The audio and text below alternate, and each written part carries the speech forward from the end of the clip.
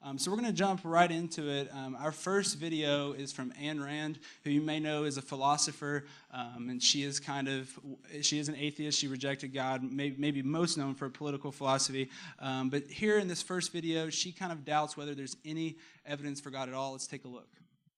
You do not accept the existence of a God, a divine prime mover, right? No.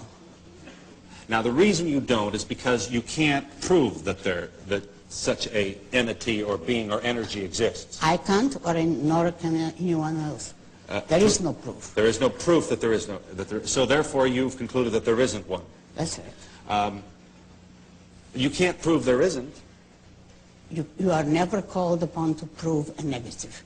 That's right. A law of logic. Right. When you accept right. such an important issue as the creation of the universe, yes. on faith, you're destroying your confidence and the validity of your own mind.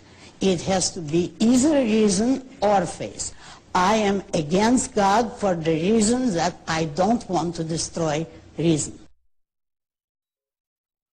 So there, Rand says, that there's no evidence for God that she sees, and she even implies that maybe the burden of proof is on Christians to prove God. So, Dan, why don't you start us off, and then we'll hear from you too, Dr. Wallace. What are your guys' response to that?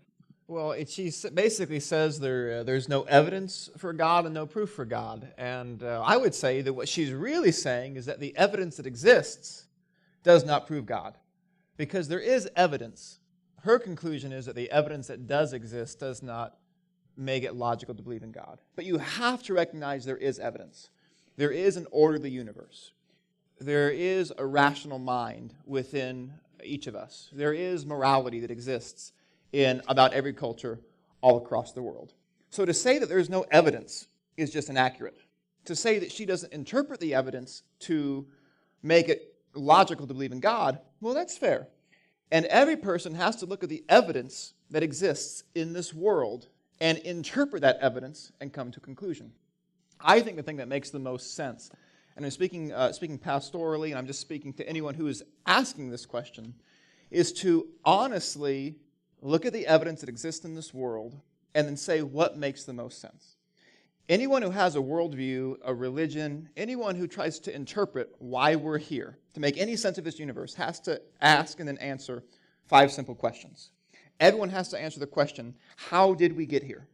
Like this universe, this world is here, and we have to be able to answer that question logically, rationally. We have to be able to ask the question, what's unique about humanity?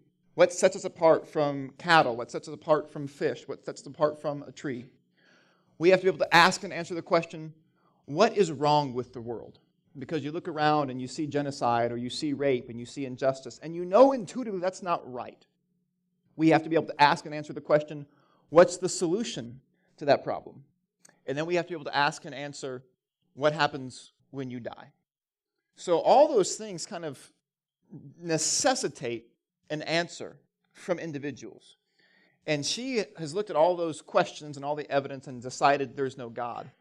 Christianity looks at all those questions and says, well, we are here because God created the universe. It didn't just explode, it didn't just happen, or if it did explode, God was the cause behind the explosion.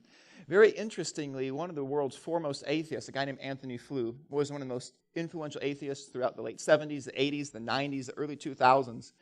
He actually converted to deism in the year 2004.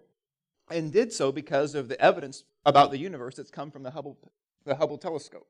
He said, we now know for an absolute fact that this universe had a beginning. And he says, logically, nothing has a beginning without a beginner. He's looking at the evidence and he's saying, the evidence forces me to believe that someone started all of this.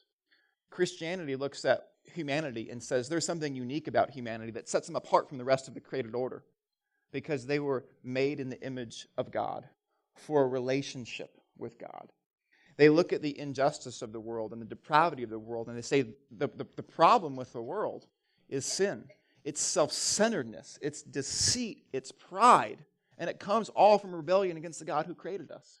The answer to the problem, the solution, is faith in Jesus Christ, who modeled a perfect life, died on a cross, and invites us to put our faith in Him and our trust in Him and follow His example.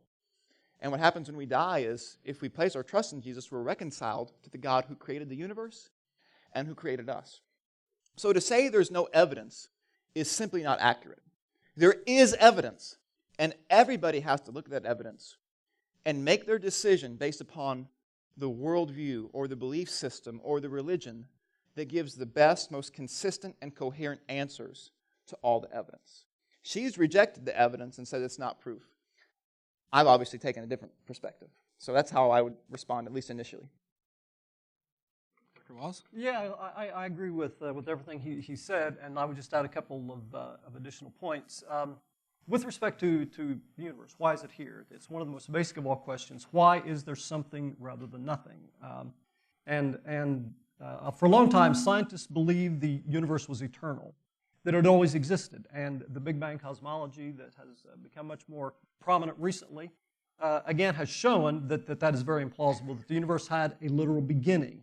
Now, when you think back to your ultimate thesis, your ultimate convictions, okay, you're up against something that is mysterious, okay? So when I think about my ultimate options, okay, a God that's always existed, okay? Now, I admit, when I think about the idea of an eternal being, I sometimes get dizzy.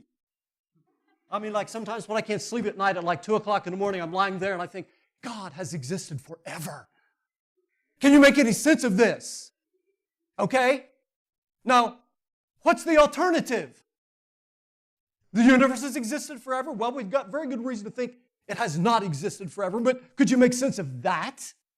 I mean, if you tried to wrap your mind around a universe always existing, okay? So, if it hasn't always existed, had a beginning, then you got these options. It generated itself out of nothing with no cause or no purpose or anything like that. Okay? So here's the point. You get back to these basic ultimate questions. You're up against stuff that you cannot fully grasp. There is no simple answer. But again, the question is, which position makes the most sense, most rational? And again, she tries to cast the debate here as one of faith versus reason, which is, of course, utterly misleading way to construe it. I mean, the greatest intellectual tradition in the history of the world is in the Christian tradition. Science was birthed in the Christian tradition by Christian believers. A lot of people try to set science and faith off against each other today. Science was birthed by Christians, people who believed in God and thought they were thinking God's thoughts after Him. So it's simply misleading to say it's faith versus reason. Many of the greatest Christian intellectuals very much reconcile faith and reason, show that they're compatible, give reasons for their faith. Again, do they convince everybody? No, they don't convince everybody. But there can be very good reasons even if they fall short of absolute and decisive proof. And again, I go back to this point. When you think about your options, these fundamental questions about where did it all begin, how did it all get here, you're up against something you cannot put your mind around anyway.